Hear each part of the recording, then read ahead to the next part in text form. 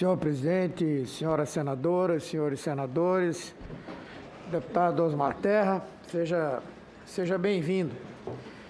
Eu vou ter que aqui contestar várias informações que Vossa Excelência deu, até para que as pessoas que estão em casa não fiquem mal informadas, né? Primeiro quero reafirmar, na Suécia houve uma comissão de investigação para analisar a condução que o governo sueco tomou no início da pandemia, que ele depois mudou completamente essa orientação. Essa comissão de investigação chegou à conclusão de que o governo demorou em fazer testes, falhou em proteger idosos e não adotou uma estratégia que fosse coordenada. No início, nós tivemos, com as medidas de isolamento, um nível que chegou a 2%. Posteriormente, aumentou para 5,5% em 28 de fevereiro, chegou a 14% em 9 de março. Já no final de março foi elevado para 59% e depois esse índice foi elevado para 70%, sendo mantido nesses patamares até o final de maio de 2021. Atualmente, com o controle da pandemia, o índice é de 54,6%. Agora veja o que aconteceu aqui, deputado. Aqui em cima é o número de mortes na Suécia por 1 milhão de pessoas. Aqui é na Dinamarca, aqui é na Finlândia e aqui é na Noruega.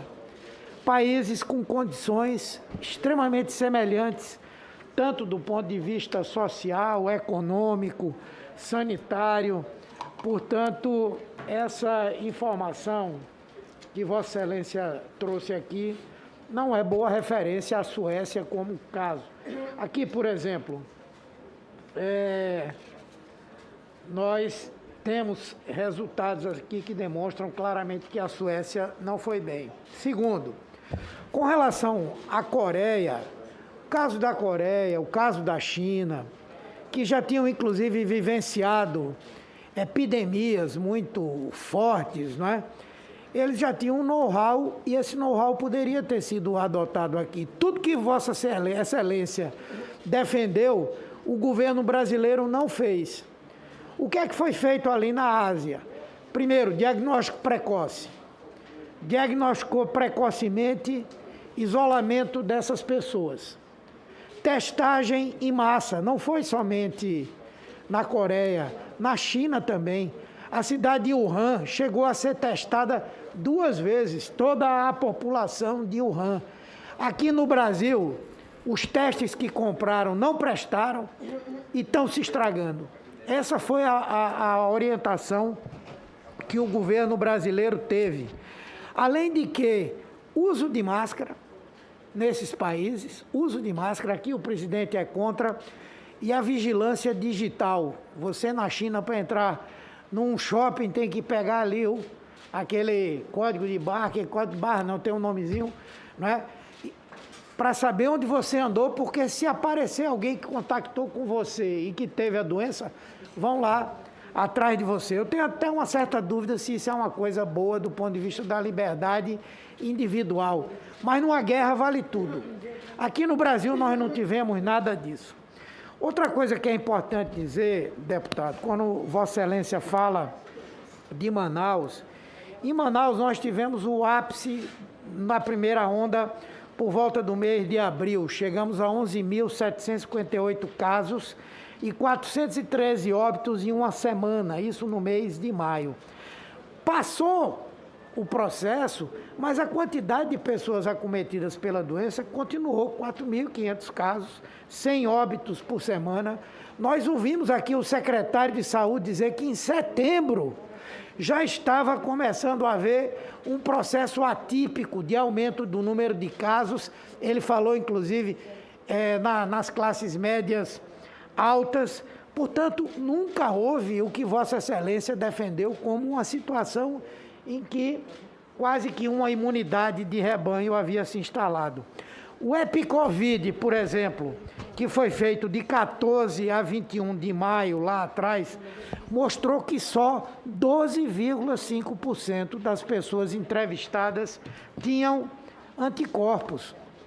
Então, essa ideia da imunidade de rebanho, inclusive nesse caso, ela é muito grave, ela é muito equivocada. Aqui tem um outro estudo, que eu estou com ele aqui agora, feito. Centro Brasil, Reino Unido, para descoberta, diagnóstico, genômica e epidemiologia de arbovírus. Sugere que até 31% dos indivíduos que contraíram a Covid-19 em Manaus, após janeiro de 2021, correspondem a casos de reinfecção. Ou seja, essa imunidade por transmissão, ela é muito falha. O indivíduo, em muitos casos, em pouquíssimo tempo, ele já não tem os anticorpos. Então, ou é vacina, ou é nada. Ou é vacina, ou é nada. E esse governo irresponsável não investiu na vacina. Agora, existe uma coisa importante. Vossa Excelência é um grande influenciador. Influenciou o presidente da República. E basta a gente olhar, por exemplo, as previsões que Vossa Excelência fez de quando é que acabaria essa pandemia. E a gente vai vendo que a posição do presidente da República vai acompanhando isso. Ele disse lá, abril de 2020, a epidemia no Brasil vai acabar em abril de 2020. Depois Vossa Excelência sugeriu que era maio de 2020. Depois Vossa Excelência sugeriu que era junho de 2020. Depois julho de 2020. Depois novembro de 2020. E depois janeiro de 2021. E a epidemia só faz crescer.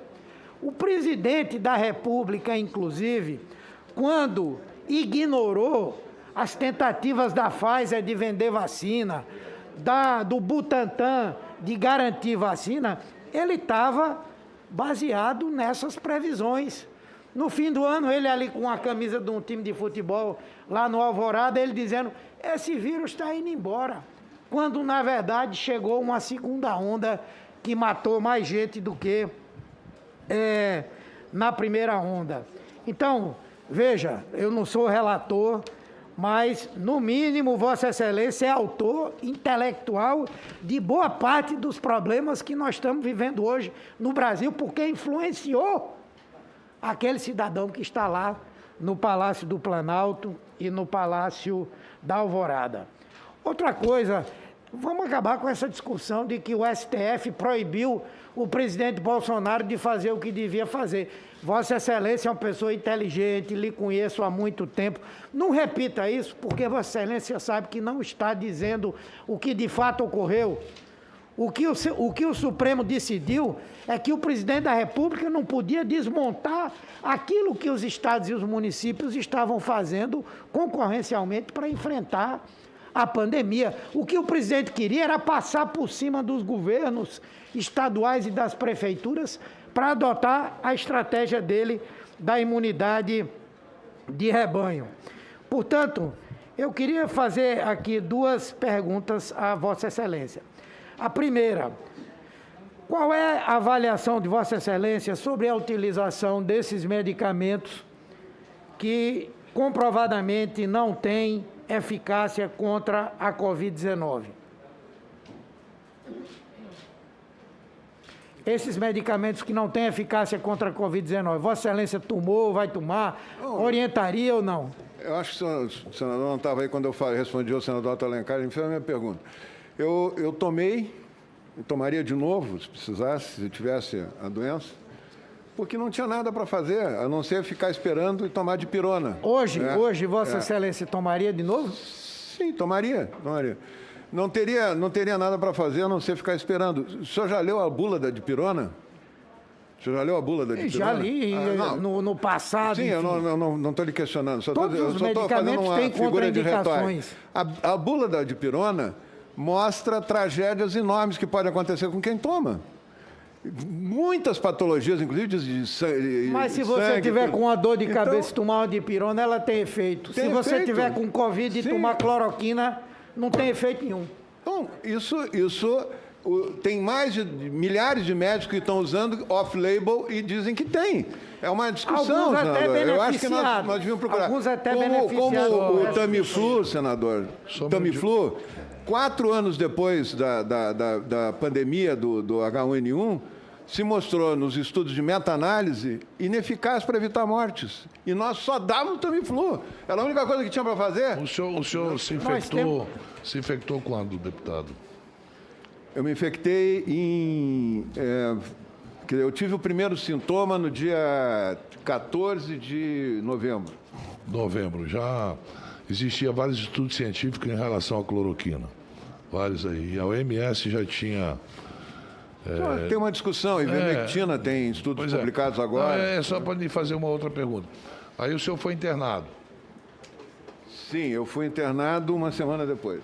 E o senhor pode dizer o nome do hospital que o senhor se internou lá no... Hospital São Lucas da PUC, no Porto Alegre. Da PUC. Deve ser um hospital bom. Muito bom. Muito bom. E deve ter bons médicos. Sim. E foram os médicos que prescreveram cloroquina para o senhor lá, que estavam lhe atendendo? Não, os que me atenderam no hospital, não. Pois é, mas o senhor... Veja bem, não, eu sei, tudo bem. O senhor foi para a UTI? Fui para a UTI. Porque o senhor teve comprometimento pulmonar, qual foi? 80%. Pois é.